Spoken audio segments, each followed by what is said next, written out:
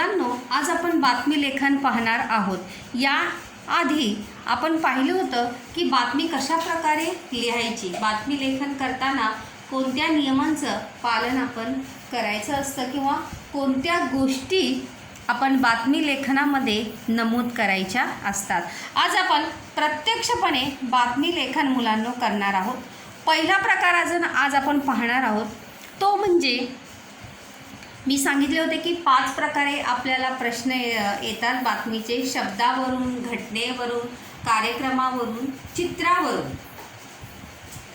तर आज आपण पहिल्यांदा जो प्रकार पाहणार आहोत तो आहे पुढे दिलेल्या सूचक शब्दांवरून बातमी तयार करा. सूचक म्हणजे त्या घटनेशी संबंधित काही आपल्याला शब्द दिले जातील आणि त्याच शब्दांच्या आधारे मुलांनो आपल्याला बातमी लेखन करायचं आहे. हा प्रश्न आहे बघा. अशा प्रकारे प्रश्न येतो की दिलेले शब्द. तर दिलेले शब्द कोणते आहेत? दिवाळी, फटाके, कचरा, प्रदूषण, पक्षी आणि प्राणी. तर हे सर्व शब्द कोणत्या घटनेशी संबंधित आहेत ते त्या अनुसरून किंवा त्यावर आधारित आपल्याला बातमी लेखन करायचे आहे. सूचक शब्द म्हणजे की हे शब्द आपल्याला मुलांनो काय सुचवतात किंवा काय सांगण्याचा प्रयत्न करत आहे. तर असा प्रश्न येतो. तर याचं उत्तर आपण प्रत्यक्षपणे कसं लिहिणार आहोत ते आता आपण पाहूया. हे उत्तर आहे याचं. तर जसं मी सांगितल्याप्रमाणे मुलांनो आपण आधी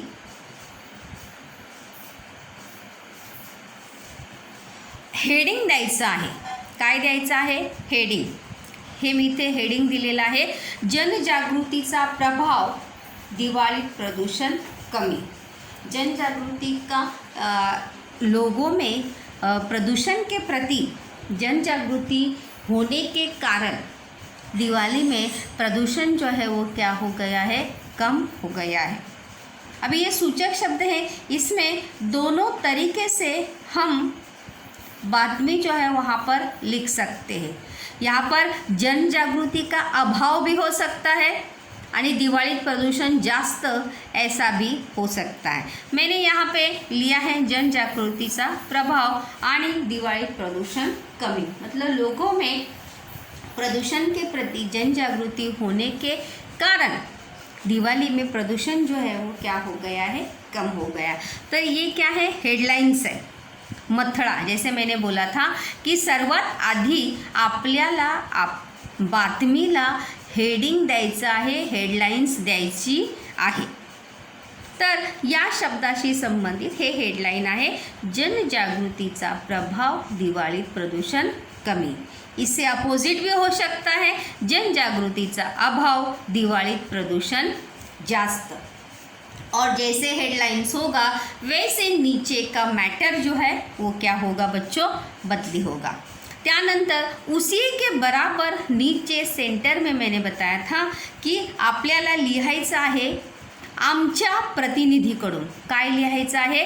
आमच्या प्रतिनिधीकडून. याने याच्यामध्ये आपण दोन्ही लिहू शकतो. आमच्या वार्ताहरांकडून पण लिहू शकतो आणि प्रतिनिधीकडून सुद्धा लिहू शकतो. त्याच नंतर लगेचच मैंने ये भी फर्स्ट पैराग्राफ में ही हमें क्या लिखना है बच्चों? वहाँ पर सबसे पहले हमें प्लेस लिखना है. मुंबई. काय लिहायचं आहे? मुंबई. आप यहाँ पे कोई भी शहर का नाम लिख सकते हैं. मुंबई, सातारा, सोलापूर, कोणतंही नाव आपण लिहू शकतो. पुणे, नाशिक. त्यानंतर दिनांक. दिनांक जो है वहाँ पर सबसे ज़्यादा ज़रूरी है कि वो घटना जो है कब घटित हुई है. त्यानंतर 15 नवंबर. अभी दिवाली ज़्यादातर करके नवंबर में ही आती है मोस्ट ऑफ द टाइम. तर त्यामुळे जेव्हा लक्ष द्यायचं की जब किसी एक घटना या एक का जब उल्लेख हो तो हमें ध्यान में रखना है कि वो घटना कब घटी हो सकती है. तो दिवाली नवंबर मध्ये असल्यामुळे वहाँ पर हमें लिखना है. मैंने यहाँ पे काल्पनिक डेट लिखी है 15 नवंबर। त्यानंतर जैसे मैंने बताया था कि हमें बातमी का स्पष्टीकरण करना है। फर्स्ट पैराग्राफ में हम उस बातमी से रिलेटेड प्राथमिक स्पष्टीकरण वहाँ पर करेंगे। जो शब्द दिए हैं उन्हीं के आधार पर। दरवर्षी दिवाळीत फटाक्यांमुळे हवा आणि ध्वनीचे प्रदूषण मोठ्या प्रमाणात होते। दरवर्षी यानी हर साल दिवाली में फटाकों की वजह से हवा और आवाज़ का प्रदूषण जो है बहुत ज़्यादा मात्रा में होता है।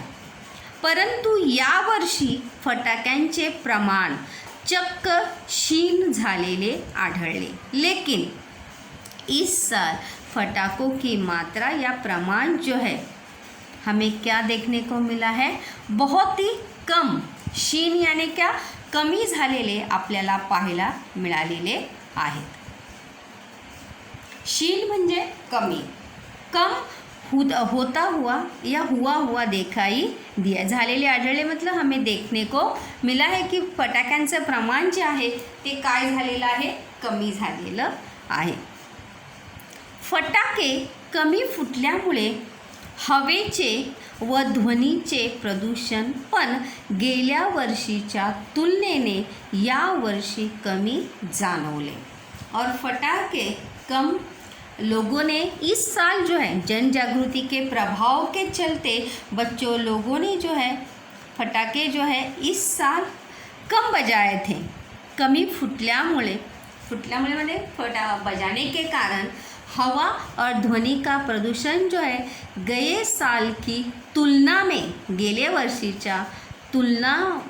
साल की तुलना में या वर्षी कमी जाणवले। इस साल जो है प्रदूषण फिर चाहे वो आवाज़ का हो या हवा का हो, वो हमें कम देखने को मिला है गए साल की अपेक्षा। ठीक है, तो यहाँ पर हमने फर्स्ट पैराग्राफ में बच्चों प्राथमिक परिचय अपने बातमी का दिया है।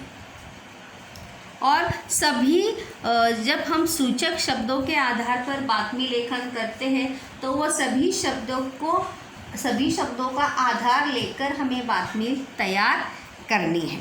और वो सभी शब्द जो है हमारे बातमी लेखन में बच्चों आने चाहिए। ठीक है, देन मे बी नंतर आपण थर्ड पॅरेग्राफ पाहूया मुलांनो। तर थर्ड पॅरेग्राफमध्ये फटाक्यांच्या आतिषबाजीवर सर्वोच्च न्यायालयाचे निर्बंध होते। हमने देखा कि हम सभी जानते हैं कि न्यायालय ने फटाकों की आतिशबाजी पर, जो फटाके बहुत ज़्यादा आवाज़ करते हैं, जिन फटाकों से ज़्यादा ध्वनि प्रदूषण होता है, वायु प्रदूषण होता है, उन सभी फटाकों पर सरकार ने, न्यायालय ने क्या लगाए थे, निर्बंध लगाए थे, बंदी लगाई थी। परंतु सर्वसामान्य लोकांमध्ये पण जनजागृती मोठ्या प्रमाणावर झाल्यामुळे फटाक्यांच्या आतिशबाजीला स्वतःहून आळा बसला होता। लेकिन लोगों को न्यायालय ने, सरकार ने तो निर्बंध जारी किए ही थे, लेकिन सर्वसामान्य लोगों में जन जागृति का प्रभाव होने के कारण लोगों में जागृति और प्रदूषण के प्रति जागरूकता आने के वजह से फटाक्यांच्या आतिशबाजीला स्वतःहून आळा बसला होता। स्वतःहून मतलब अपने आप से ही लोगों ने खुद से ही फटाके फोड़ने, फटाके जलाने जो है लोगों ने क्या किए थे, कम किए थे, बंद किए थे। कि जिन फटाकों की वजह से ध्वनि प्रदूषण, वायु प्रदूषण होता है, ऐसे फटाके ना बजाए जाए, ऐसी मानसिकता या ऐसी सोच लोगों में क्या हुई थी, जागरूक हुई थी। सरकार के साथ साथ लोगों की सोच में भी क्या हुआ था, वहाँ पर परिवर्तन हुआ था। फटाक्यांच्या आवाजामुळे रुग्ण आणि लहान मुले यांना आवाज़ाचा त्रास होत असे।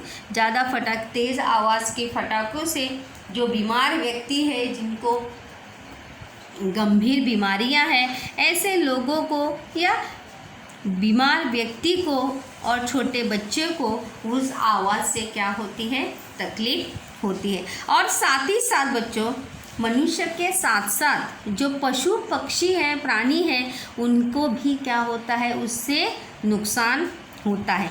प्राणी पक्षी जख्मी होत असर, जैसे देखो बहुत बड़े बड़े फटाके जब हम लगाते हैं, लड़ियाँ लगाते हैं ऊपर तक, जब आसमान में जो आतिशबाजी करते हैं, तो जाहिर सी बात है अगर कोई पक्षी आकाश में उड़ान भर रहा है तो वो भी क्या हो सकता है, घायल हो सकता है।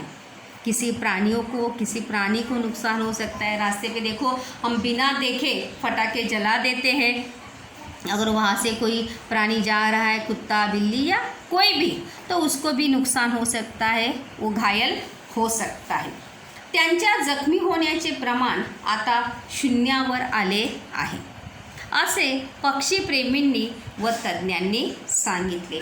और लोगों में जागृति या जनजागृति आने के कारण या वजह से उनका जख्मी होने का, घायल होने का प्रमाण भी अभी ना के बराबर है। शून्यावर यानी क्या, ज़ीरो, ना के बराबर है, ऐसा मानना पक्षी प्रेमियों बर्ड्स तज्ञों के अनुसार ये बताया गया है कि अभी ये प्रमाण जो है पूरी तरह से कम हो गया है।